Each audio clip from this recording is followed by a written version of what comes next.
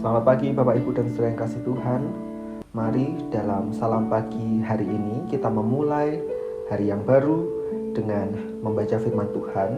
Kita memulainya di kitab Esra pasal yang pertama. Pada tahun pertama zaman Kores, Raja Negeri Persia, Tuhan menggerakkan hati Kores, Raja Persia itu untuk menggenapkan firman yang diucapkan oleh Yeremia, sehingga disiarkan di seluruh kerajaan Kores, serta secara lisan dan tulisan pengumuman ini. Beginilah perintah Kores, Raja Persia. Segala kerajaan di bumi telah dikaruniakan kepadaku oleh Tuhan Allah semesta langit. Ia menugaskan aku untuk mendirikan rumah baginya di Yerusalem yang terletak di Yehuda. Siapa di antara kamu termasuk umatnya, Allahnya menyertainya. Biarlah ia berangkat pulang ke Yerusalem yang terletak di Yehuda dan mendirikan rumah Tuhan Allah Israel, yakni Allah yang diam di Yerusalem. Dan setiap orang yang tertinggal dimanapun ia ada sebagai pendatang harus disokong oleh penduduk setempat dengan perak dan emas, harta benda dan ternak, di samping persembahan sukarela bagi rumah Allah yang ada di Yerusalem.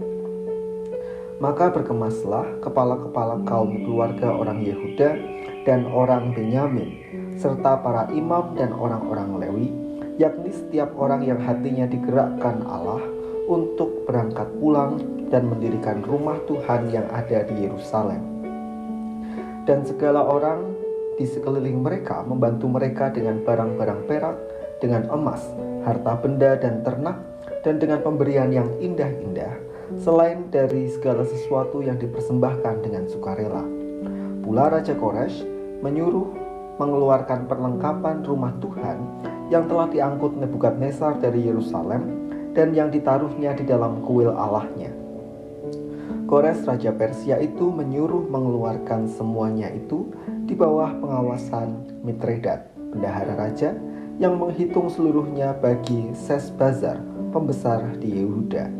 Inilah daftarnya: 30 bokor emas, 1000 bokor perak, 29 pisau, 30 piala emas, pula 410 piala perak, 1000 buah barang-barang lain. Barang-barang emas dan perak itu seluruhnya berjumlah 5.400. Semuanya itu dibawa oleh Sesbazar sewaktu orang-orang buangan itu dibawa pulang dari negeri Babel ke Yerusalem. Tuhan yang menggerakkan hati. Kores Raja Persia mengizinkan umat Yehuda dalam pembuangan yang kurang lebih berjumlah 3 juta orang itu untuk pulang ke Yerusalem. Bahkan Kores bermaksud untuk mengizinkan kembali Yehuda membangun bait Allah yang telah dihancurkan oleh Nebukadnezar. Ia memerintahkan agar pembangunan bait Allah orang Israel itu dibiayai atau didukung oleh rakyatnya. Ia sendiri mengembalikan barang-barang yang telah dijarah Nebukadnezar. Pertanyaannya, bagaimana mungkin hal itu bisa terjadi? Kuncinya adalah satu: Tuhan yang menggerakkan hati Kores. Keputusan besar itu tidak akan terjadi tanpa campur tangan Tuhan. Seringkali kita menemukan seseorang yang keras hatinya. Sudah berbagai cara kita tempuh agar hatinya melunak dan mengalami perubahan. Namun toh tidak berhasil juga. Maka dari firman Tuhan hari ini, mintalah agar Tuhan yang mengubahkan hatinya. Jika Tuhan sudah mengubahkan, hal mustahil sekalipun dapat terjadi.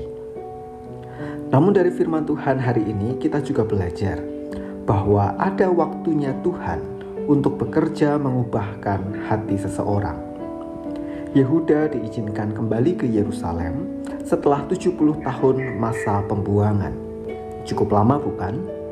Maka jika kita sedang mendoakan seseorang untuk mengalami perubahan hati oleh tangan Tuhan, bersabarlah dan tekunlah dalam doa sampai doa itu dijawab dan apa yang kita minta kepada Tuhan terjadi.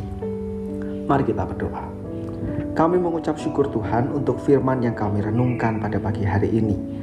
kami diingatkan bahwa hanya Tuhan yang sanggup mengubahkan hati seseorang. Oleh karena itu, kami terus membawa dalam doa bagi setiap orang di sekeliling kami yang keras hatinya.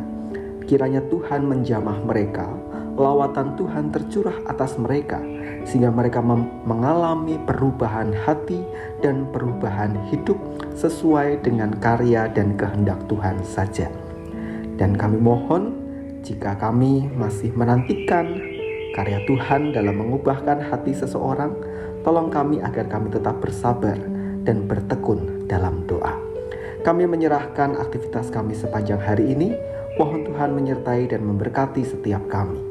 Di dalam nama Tuhan kami Yesus Kristus, kami berdoa.